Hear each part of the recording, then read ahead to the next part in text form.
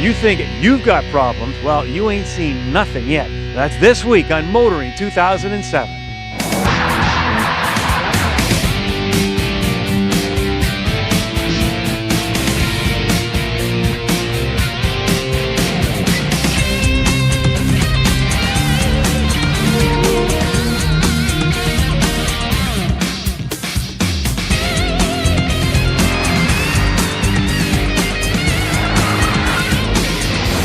TSN's Motoring 2007 is brought to you by Q from Quaker State. Unleash all your horses. And Michelin, a better way forward.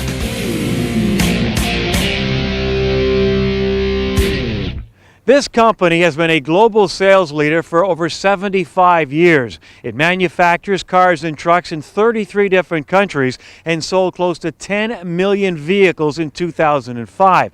The company, of course, is General Motors. Its problems have been well documented, with Toyota on the verge of taking over that #1 position. And later, our Jim Kenzie will have some free advice on how GM can get back into the groove. What we do know, though, is that since the demise of Oldsmobile, no GM division is safe, and that includes a couple of heavyweights, Saturn and Pontiac. Driving down the highway singing honeymoon and lovers kiss and drive a Saturn tonight. In a scene that could only be described as a love-in, thousands of Saturn owners invaded the assembly plant in Spring Hill, Tennessee to celebrate, what else, their Saturns. Originally a subsidiary of General Motors, Saturn was aimed at attracting buyers away from small cars built by foreign manufacturers. It was and still is a good news story for GM.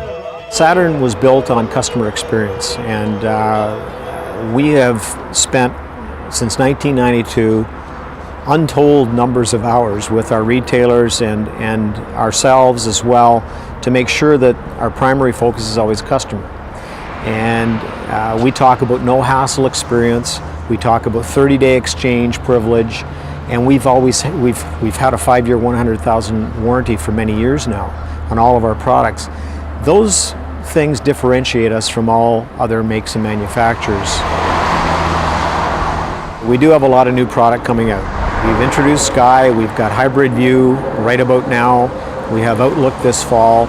And it doesn't stop there. There'll be more coming after that. So we're all pretty excited about what we're doing right now. Redline is a 2-liter 4-cylinder engine, turbocharged. It produces 260 horsepower. It's direct fuel injected, and that's what helps get the extra power. In fact, it produces more horsepower per cylinder than any other engine we've ever produced at General Motors and Saturn. It's just as much fun as the Sky, except it's got a lot more power. It's sort of the relaunch or revitalization, if you like, for Saturn, in that it's a new style for us. The front end appearance in that vehicle, you'll notice, will carry on through the Aura. If you look at the front of the vehicle in the Sky, Aura is very, very similar in styling in the front, and Outlook will be the same as well. And it's sort of the new look of Saturn. It's a big departure for Saturn, that was a little car company at one point where our cars were small and plastic, to now having a Sky that's got all the dynamic lines and the refinement in the interior and the performance. That's a big departure for Saturn, and that will be our halo vehicle going forward. The 2001 Pontiac Aztek! Mad Magazine called the Pontiac Aztek the ugliest vehicle in American history, and that might have been one of the nicer comments it received. That was then, and today Pontiac knows it must return to its roots. Pontiac has always had the sporty bend to it in our product portfolio. We'd like to do two things. The first step along the way was to go for cleaner designs that relied less on body cladding and things like that. So I would say the G6 and the Pontiac G5 are good examples of our first phase to a clean look on Pontiac. We also wanted to give Pontiac some unique models that other divisions didn't have or shared with few. The Solstice we share with Saturn, with the Sky, but they're clearly differentiated between the two products in content and execution. We get asked the Firebird question all the time, and naturally enough, having made the announcement about the Camaro, there's a huge Pontiac loyal base with Firebirds that wonder if we will do a Firebird. I can tell you at this point in time there is no plan to introduce a Pontiac Firebird, but I can say that the architecture that we're using, we call it internally within GM the Zeta platform, and that will be the basis for the Chevrolet Camaro. It's a very flexible architecture, and we could probably do a number of different products off it, and Pontiac offerings off of that would make sense. Where will Pontiac go in the future? I think Pontiac are going to dedicate the resources more to passenger cars than to truck-like vehicles, and with a performance edge. Having said that, in Canada, we will always look to have affordable Pontiacs with the Pontiac flavor to support our dealer structure, and we've done very well with small Pontiacs in the past. Right now, the halo vehicle for Pontiac has got to be the Pontiac Solstice, and the GXP is at the top of the pile. One half of 50 is 25. More later on Kenzie's Corner.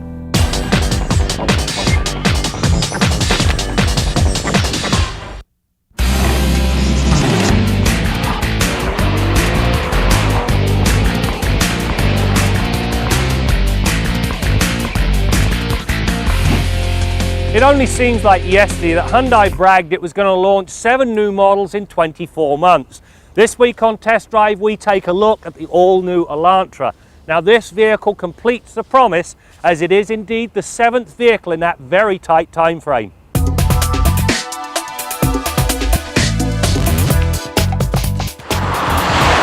From the moment you set eyes on the new Elantra, you know it's a very different car from the one it replaces.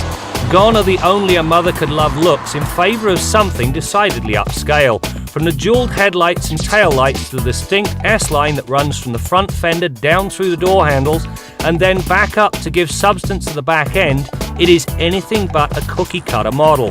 The question is, do first impressions hold up?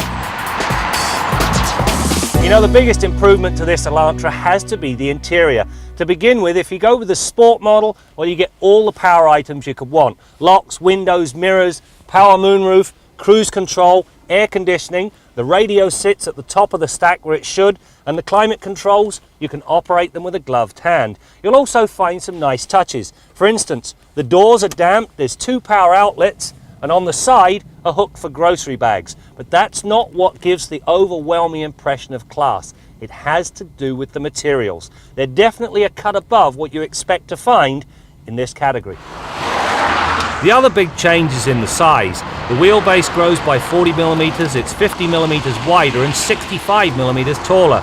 This gives the Elantra a bigger footprint and a better base for the suspension. Riding on front McPherson struts and multiple links in the rear with anti-roll bars at both ends, the setup walks a fine line. Through the pylons it proved to be somewhat of a blinder. There is some body roll and understeer does surface if you push too hard, but considering this is an entry-level offering, it's well above class standards. Good enough in fact that it gives the highly respected Mazda 3 a serious run for its money. The sport sensibly sized 205/55 R16 tyres help enormously. The ride quality, well, it's also at or near the top of the class. Those expanded dimensions really do work wonders in the rear seat environment. In the previous car you had to be very good buddies if there were 3 of you sitting back here. In this car it'll accommodate 3 abreast relatively comfortably. There's also plenty of toe room, knee room and headroom. You'll find a fold down armrest with cup holders, 60/40 split folding rear seats and a massive 402 litre trunk. Power comes from a new 2-litre 4 that pushes 138 horsepower and 136 pound-feet of torque through the front wheels. Map the gas from a standstill and you're not going to peel rubber, at least not when married to the 4-speed automatic. Once the engine gets a few revs under its belt, however, it picks up and runs strongly. The reason for the mid-range punch is down to the variable valve timing. For the record, it runs to 100k in about 8.8 seconds and will turn the 80 to 120 trick in 7.6 seconds. The manual box makes the Elantra feel livelier, and so is the better buy if you don't mind shifting gears when you're stuck in traffic.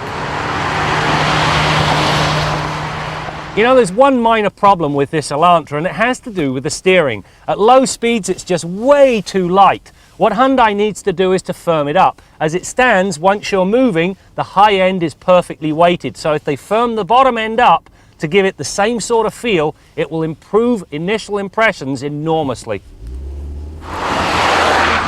As for safety, the Elantra fares well if you're prepared to pay for it. Anti-lock brakes and four-wheel discs bring solid 39.2 metre stops from 100k.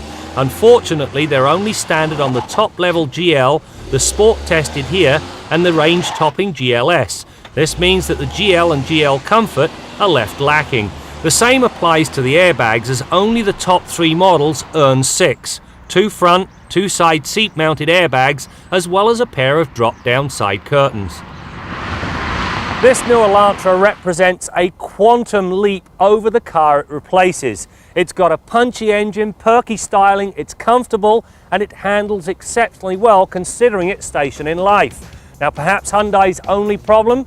They have to convince people to drive this vehicle before they put a deposit on one of the competitors. If they can do that, this car is going to sell like hotcakes.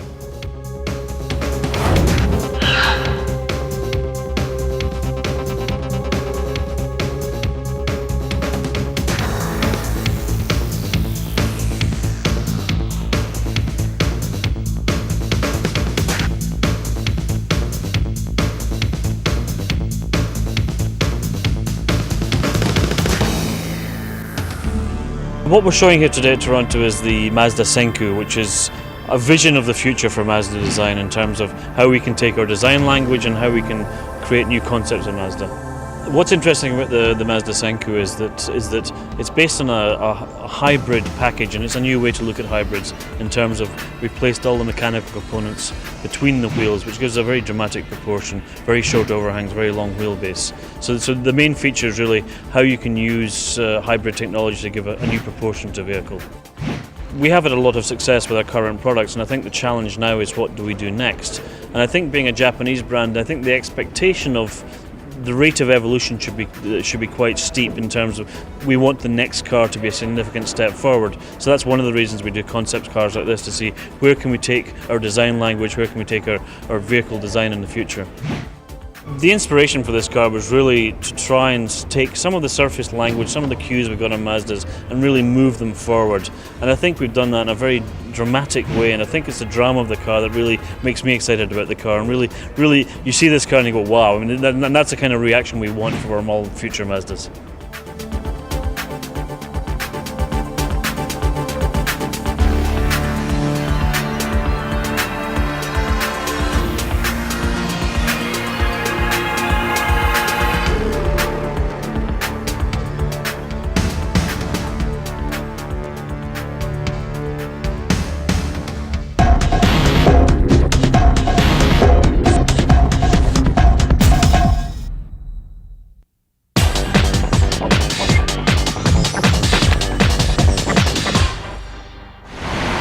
Time to wrap up our long-term Hyundai Sonata. Hyundai is now the 4th best-selling import in North America, behind Honda, Toyota, and Nissan. And it got there by continuing to improve its product, and the Sonata is a perfect example. Originally introduced in 1988, the new Sonata is slightly bigger than its Japanese and American competitors, and with 120 cubic feet of interior volume, the Sonata is now classified as a large car, which means it offers more room for less money than other top sellers in this segment. Now, our tester came with the 3.3-liter V6 with 235 horses. It was smooth, quiet, and very responsive. The Sonata also comes loaded with standard features such as disc brakes all round, 6 airbags, air conditioning, 60/40 split folding seats, and the list goes on. Yes, the price is right, and the 5-year, 100,000-kilometer warranty is among the best. But this new Sonata has taken a big step forward. And if you're checking out an Accord or Camry, well, I'd suggest one more stop at a Hyundai dealership.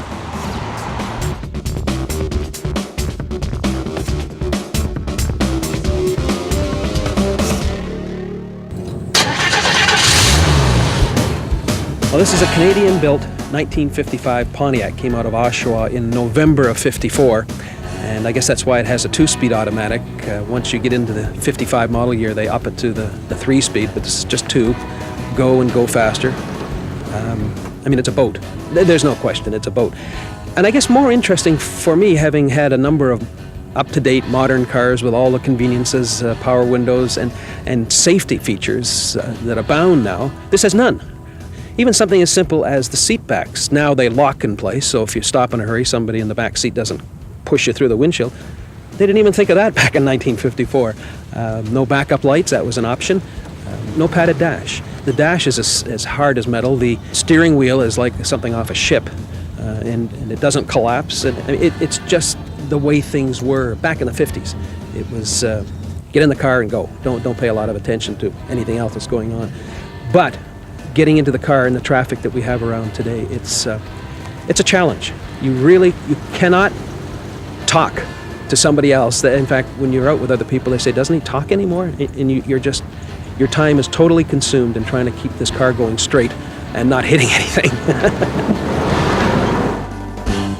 This week we've been talking about General Motors, specifically the Pontiac and Saturn divisions, and of course they hope to be successful in order to help the bottom line of General Motors, and also they hope to avoid the same fate as Oldsmobile. But you know, when it comes to trucks, there's one man who thinks nobody does it better than General Motors, and that's our man in the Quaker State Garage, Bill Gardner. Brad, you know I still love my 92 GM truck, and if I were buying a used pickup truck, it'd definitely be GM. Really durable, cheap and easy to fix. You really can't go wrong with them. But when you're buying new, there's a lot of great choices on the market, and the Nissan Titan's one of them.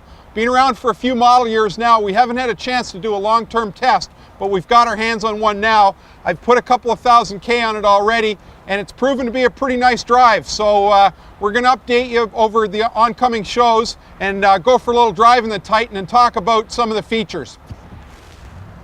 You know, with the last long-term tester, the Ridgeline, I discovered all kinds of things I liked about it, driving it, that I didn't notice when I looked at it in the showroom and test drove it briefly. I just didn't notice certain things. And you know what? That's the real test of a vehicle, is living with it day to day. You find out what you like and what you don't like in a big hurry. And so far, after a week or so in the Titan, I'm liking pretty much everything. You know, there's only one engine choice in the Titan, but it's a beauty. A 5.6 liter double overhead cam, 32 valve V8, chain driven double overhead cams, really solid engine, makes great power, over 300 horsepower. And talking about drivability, it's great on the Titan, lots of throttle response, great power, lots of feedback. It's a really nice driving truck, nice quiet, tight interior, no complaints about that. Now, when we look out in the 401, there's Canada's busiest highway, and I look out there and I see vehicles driving along that don't have their full headlight system on. You can't see any taillights on those two vehicles out there right now. So that means they're just running along with the DRL, the daytime running lights, which gives them headlights at a reduced battery voltage. And that's just not right. You know, when you've got poor visibility like this, you need to have your full headlight system on. And you know, in many states in the United States, if you've got the wipers on, you have to have the headlights on. That's the law. I don't know why we don't do it, but it's a big safety issue. And talking about driving in the rain, you want to make sure that you've got both hands properly on the steering wheel, because when you hit some standing water, let's say you hit a pond of water with the right front tire, that thing's going to want to pull to the right. So if you're sitting there one-handing it like this, and you go into that pool of water, you're going to want to yank it to the right and spin it out. So you always want to have both hands in the proper position on the steering wheel. Keep the speed down, make sure you're looking in the right direction, where you want to go. Pay attention, stay off the cell phone, and you won't have any problem. Make sure you've got good wiper blades, and maybe you've put Rain-X on your windshield to gain a bit more visibility. These are all things you can do to help make a safer drive in the rain. You know, some people don't like driving in the rain. I don't mind it at all. The only thing that worries me is what the other guy's going to do. Make sure you've got your vehicle prepped and you know all the rules that you have to obey. Driving in the rain's not a problem when you're properly prepared. Until next week, I'm Bill Gardner for Motoring 2007.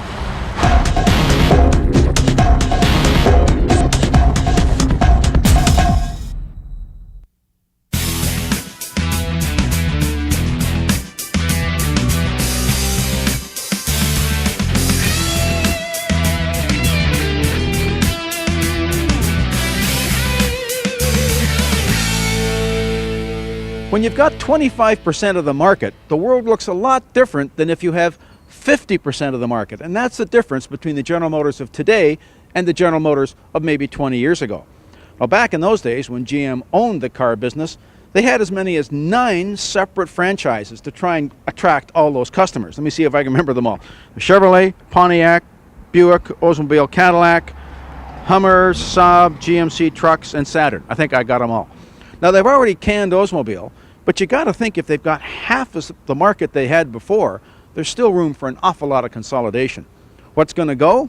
Well, Saturn. What do they do that Chevrolet doesn't do? They both appeal to an entry-level market.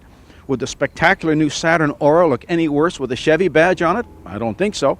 As for the Saturn Sky Roadster, wouldn't that look awfully good as a Corvette Junior with a Chevy badge? You better believe it. The rest of the Saturn product? Who cares? Now, maybe Chevy could learn something about marketing from Saturn because they've had a lot of good dealership experience rewards there. But the brand itself? Yeah, I don't think so. Pontiac versus Buick, they look to be the next candidates. Well, Buick customers are older, more conservative, luxury-oriented. Cadillac is moving its products a little further down market. Couldn't you move those Buick customers into a Cadillac? Seems to work for me. As for Pontiac, maybe they could refocus that brand as a rear-wheel drive performance brand, kind of a domestic BMW, if you like. So that would leave Chevy, Pontiac, Cadillac. As for GMC trucks, does anybody really care if it's a GMC versus a Chevrolet? Out the door. Saab and Hummer? I'm sorry, Saab and Hummer fans, but I'm not sure there's enough profit or image there to be worth the effort. Now, will this help Chevrolet and General Motors survive? Maybe it will, but what's the alternative? A merger with Ford? Some people are talking about that, but trust me, that's not going to happen. I'm Jim Kenzie. Well, it's nice to know that thanks to our Jim Kenzie, General Motors has had a collective sigh of relief. Their problems have now been solved. All right, just a reminder that our Car of the Year show is quickly approaching, so check out motoringtv.com or our link at tsn.ca and check out the nominees in each division and cast your vote.